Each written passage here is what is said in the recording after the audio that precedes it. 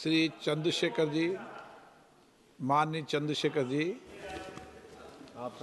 धन्यवाद अध्यक्ष जी। अध्यक्ष जी, मैं आजाद समाज पार्टी काशीराम की ओर से स्वास्थ्य सुरक्षा से राष्ट्रीय सुरक्षा उपकर विधेयक 2025 पे अपनी बात रख रहा हूं। यह विधेयक जितना बड़ा नाम लेकर आया है उतने ही बड़े सवाल साथ लाया है। इस बिल का उद्देश्य राष्ट्रीय सुरक्षा और लोक स्वास्थ्य को सुदृढ़ करना बताया गया है, लेकिन इसकी संरचना, प्रावधान और भाषा में भारी अस्पष्टता है। अतिशक्तियां और राजस्व वसूली की प्रवृत्ति स्पष्ट रूप से दिखाई देती है। विधेयक का उद्देश्य स्पष्ट नहीं है, नाम बड़ा और दिशा धुंधली। सरकार कहती है कि उपकर राष्ट्रीय सुरक्षा और लोक स्वास्थ्य पर व्यय को पूरा करेगा, लेकिन कौन सी राष्ट्रीय सुरक्षा परियोजना, कौन सा स्वास्थ्य कार्यक्रम, कितना फंड किस योजना को मिलेगा, किस मंत्रालय को कितना आवंटन होगा, विधेयक में एक भी ठोस उल्लेख नहीं। इससे यह उपकर विषय वस्तु के बिना नाम मात्र का कर बनकर रह जाता है। अध्यक्ष जी, विधेयक स्पष्ट कहता है कि उपकर का पैसा कंसोलिडेटेड फंड और ऑफ इंडिया में जमा होगा। इसका अर्थ है पैसा किसी भी सामान्य सरकारी खर्च में मोड़ा जा सकता है। ना संसद में स्पष्ट हिसाब मिलेगा, ना जनता को पता चलेगा कि स्वास्थ्य या सुरक्षा में कितना पैसा लगा है। यदि पैसा कहीं भी जा सकता है तो इस उपकर का नाम स्वास्थ्य सुरक्षा क्यों? उत्पादन आधारित उपकर, उद्योग पर भारी प्रहार। इस बिल में मशीनों की क्षमता और उत्पादन पर उपकर लगाया जाएगा। इतना भारी उपकर छोटे उद्योग को समाप्त करेगा, मध्यम उद्योग को अस्थिर करेगा, लाखों परिवारों की आजीविका खतरे में पड़ेगी, उत्पादकों पर अनुचित आर्थिक दबाव पड़ेगा। क्या सरकार उत्पादन और उद्यमियों को दंडित करना चाहती है बिल लाकर?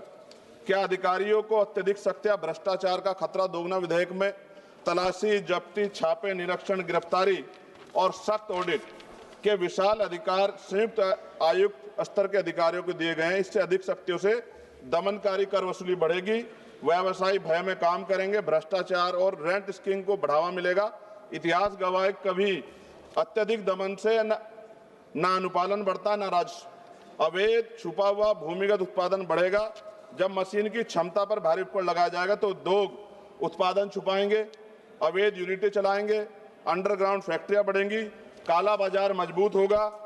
और WHO के अनुसार GST सेस बढ़ने के बाद अवैध बाजार में 13,000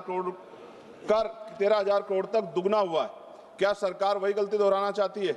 नशीले उत्पादों की मांग कीमत बढ़ने पर भी नहीं घटती। अध्यक्ष जी, पान मसाला जैसे उत्पाद एडिक्टिव है। कीमत बढ़ने से इनके उपभोक्ता कम नहीं होते, बल्कि गरीब लोग सस्ते, मिलावटी, जहरीले, काला बाजार उत्पाद खरीदते हैं। स्वास्थ्य जोखिम में बढ़ता है, सरकारी अस्पतालों पर बोझ बढ़ता है, समाज में दीर्घकालिक नुकसान होता है। क्या यह स्वास्थ्य सुरक्षा या स्वास्थ्य संकट है? राज्यों को उनका संवैधानिक हिस्सा न मिलना, इससे उपकर नॉन डिविजिबल है।